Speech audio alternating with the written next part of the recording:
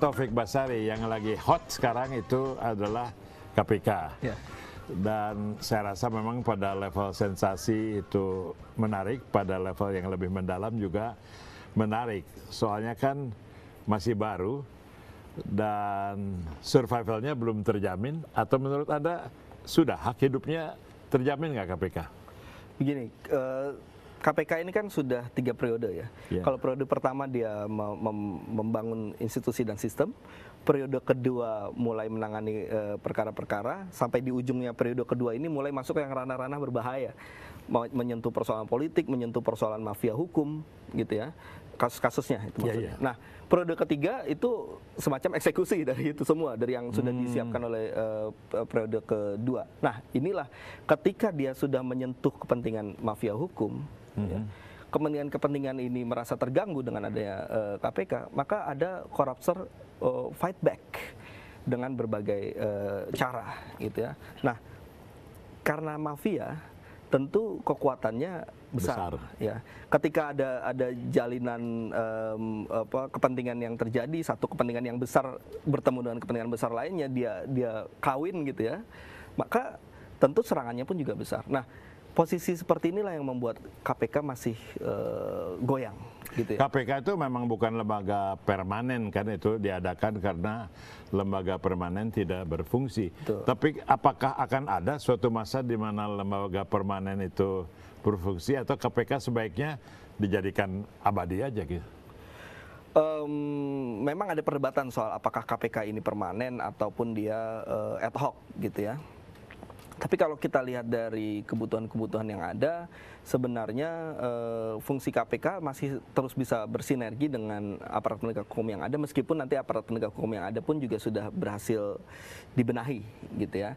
Jadi kebutuhan-kebutuhan yang fungsi-fungsi yang oleh KPK itu masih, saya pikir masih sangat panjang, gitu.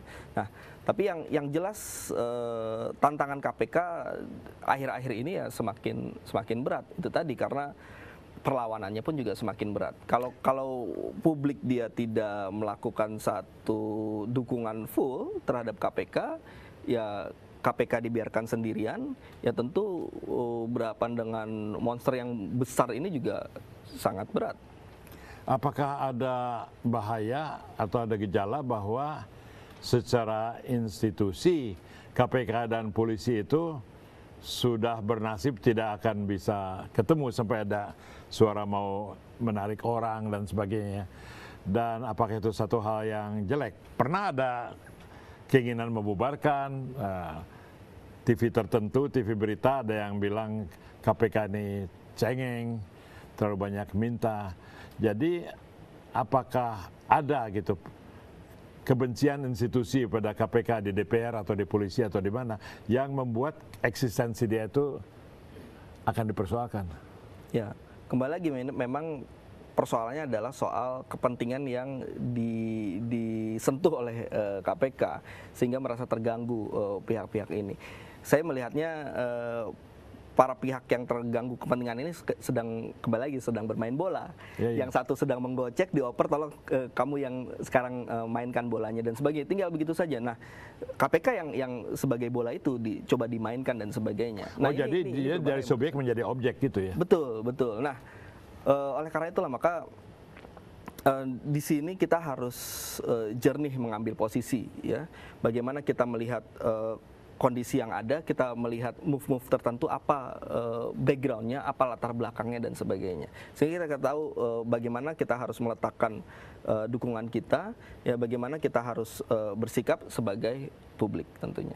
Tapi satu hal saya ingin tanya, terutama waktu sekitar kasus Antasari ini dan itu, ada sementara publik yang beranggapan bahwa integritas KPK sendiri itu mulai harus dipertanyakan. Jadi tidak benar bahwa KPK itu yang terbersih di antara semuanya. Apa itu berubah? Apa sekarang KPK bisa dianggap suatu model integritas atau tetap diragukan? Ya, di setiap sistem dia pasti tidak ada yang sempurna.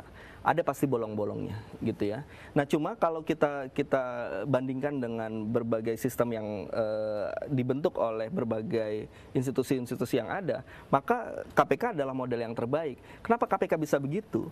Karena memang cara mereka membangun KPK ini sejak awal bagus. Periode pertama Pak Ruki dan kawan-kawan ini, Pak Eri dan kawan-kawan, membangun sistem dulu. Sistemnya dibuat sedemikian rupa sehingga bolong-bolongnya itu kecil, gitu kan.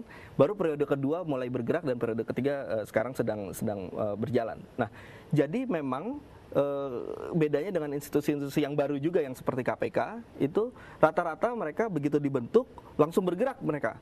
Nah, ketika dalam perjalanan menemui fakta-fakta empirik ya menangani suatu persoalan, sistemnya belum baik, akhirnya kelimpungan juga. Nah, kalau KPK beda. Dia mau dapat persoalan empirik apapun karena sistemnya sudah dibangun dengan baik, dia berjalan. Nah, kalau masalah ada 1-2 yang kurang di KPK itu berhasil ada satu proses penyelesaian yang juga cukup baik gitu. Nah, jadi saya pikir KPK bisa menjadi satu model lembaga yang berintegritas, sama halnya juga kalau saya gandengkan institusi yang lain yang bagus juga Mahkamah Konstitusi. Sama dia, Mahkamah Konstitusi di awal dia membangun sistemnya. Sehingga sekarang ini kalaupun ada kekurangan, perbaikannya tidak terlalu besar begitu. Saudara-saudara, jelas bahwa kesimpulannya ini bahwa tidak ada kesimpulan, tapi kita harus menjalani proses ini di antara semua lembaga. KPK yang sebentar ini oke, tapi masyarakat perlu memberikan tekanan publik supaya ada perbaikan.